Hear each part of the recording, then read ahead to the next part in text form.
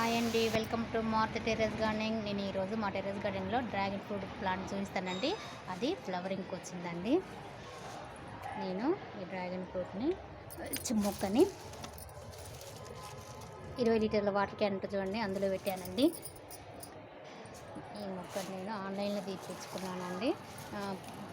ఇంత చిన్న రెంచులు ఉంటుందేమండి, ఇంతదే చిన్న కొమ్మ పంపించారండి. 6 ఫ్లవర్స్ అయితే వచ్చాయండి, మొగ్గలు. ఇదిగోండి, ఇక్కడ 2 ఎండిపోయినాయండి.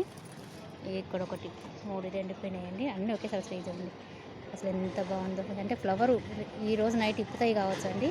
ఇది మొగ్గ, అదే ఒకటి, ఇదొకటి అండి. 2 ఫ్లవరు పూసినాక కూడా మళ్ళీ చూపిస్తానండి. నైట్ టైం ఇప్పుతుందట. మనము డ్రాగన్ మొక్క తీసుకునేటప్పుడు ఎలాంటి మొక్కలు తీసుకోవాలో చెప్తానండి మీకు. సీడ్ ద్వారా అయితే అసలు పెట్టకూడదండి. సీడ్ ద్వారా పెట్టింది నేను ఒక 4 ఇయర్స్ అవుతుందండి. దాన్ని చూపిస్తాను. ఆ మొక్కని చూడండి, చిన్న మొక్క. ఇది తీసుకొని 1.5 ఇయర్ అవుతుందండి, అంతే. త్వరగానే కాపుకొచ్చేసింది.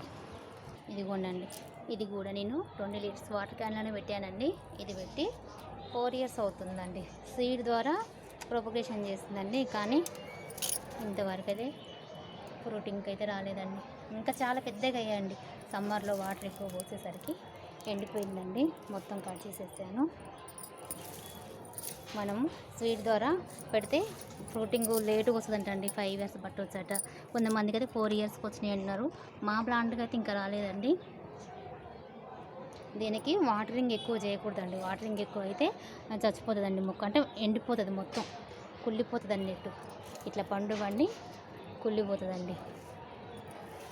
ఇది ఒక స్టెమ్ ద్వారానే పెట్టుకోవచ్చండి. 6 ఇంచులు ఉండాలండి స్టెమ్ము.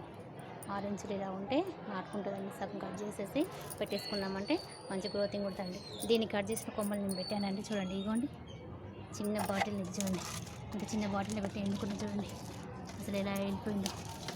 చూడండి ఎంత పెద్దదైందో. చూసారండి ఎంత పెద్దగా అయిందో. పార్ట్స్ లేక నేను వీటిని నాటు పెట్టలేదండి. ఇంకా చూసారా, చిన్న కొమ్మ పెడితే ఎంత పెద్దగా అయిందో.